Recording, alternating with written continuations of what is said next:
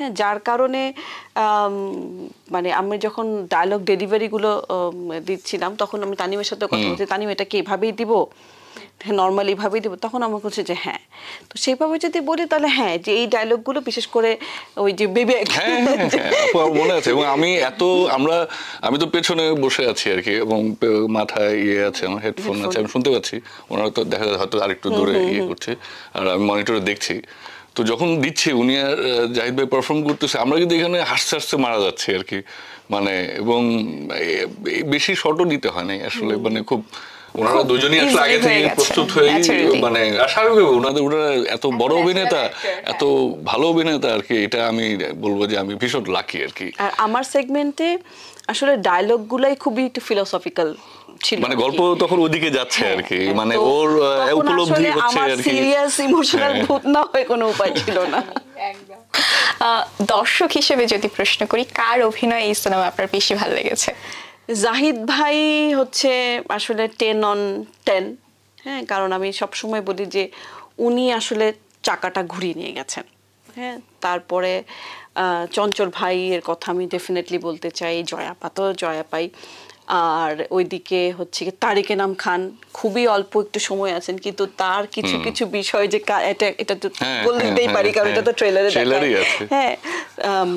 আর হচ্ছে গিয়ে যে দুজনকে আমার কাছে মনে হয়েছে গরমের মধ্যে একটা মানে হয় না, বৃষ্টি হলে যেরকম একটা হয়, সেটা হচ্ছে সৌম্য আর সাদিয়া আরমান। হ্যাঁ, এত মিষ্টি লেগেছে, মানে যতক্ষণ ওরা স্ক্রিনে থেকেছে ততক্ষণ মনে হচ্ছে আহারে আবার যদি পিছনে যেতে পারতাম, আবার যদি জীবনে একটু প্রেম হতো। মোনালিসা হেভি ফ্লো 15 পিস প্যাকেটের সাথে 8 পিসের একটি প্যাকেট একদম ফ্রি। আর দিনার ভাই, নিজের কথা বাদ দিয়ে আপু কিন্তু সবার কথাই বলছে ভাইয়া, কিন্তু আমরা তো আপনাকেও ভালোবাসি, আপনার অভিনয়। আমারটা তো এখন তো আমি আমারটা কিভাবে বলবো, আমি বলতে চাই হচ্ছে কি এইখানে একদম মানে ছোট বড় ক্যারেক্টার বলতে কিছু নেই, আমি বলবো হচ্ছে কি স্বল্প সময়ের উপস্থিতি এবং হচ্ছে একটু দীর্ঘ সময়ের উপস্থিতি।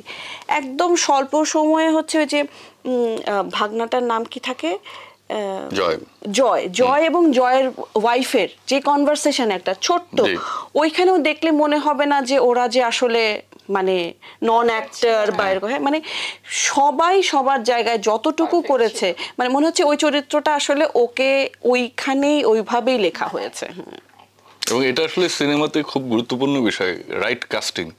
মানে আসলে বিষয়টা কি যে অনেক তারকা বা এটা কিন্তু আসলে নির্ধারিত হয় যে আপনি যখন স্ক্রিন প্লে লিখবেন তখন ওই রাইট কাস্টিংটা করতে পারাটা হচ্ছে হ্যাঁ খুব গুরুত্বপূর্ণ বিষয়। আমরা এটাকে ভুলে যাই। আরেকজন হচ্ছে আমি একটুখানি বলতে চাই, সেটা হচ্ছে আর্টিস্টের মধ্যে পড়েছে কিন্তু হয়তো অভিনেতা না, সেটা হচ্ছে রাশেদ জামান, আমাদের সিনেমাটোগ্রাফার।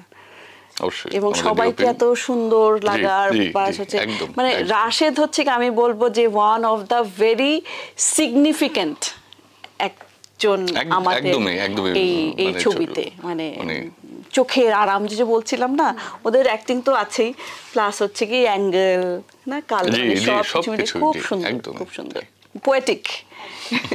আমরা ওটা স্ক্রিনেও বুঝতে পারছিলাম।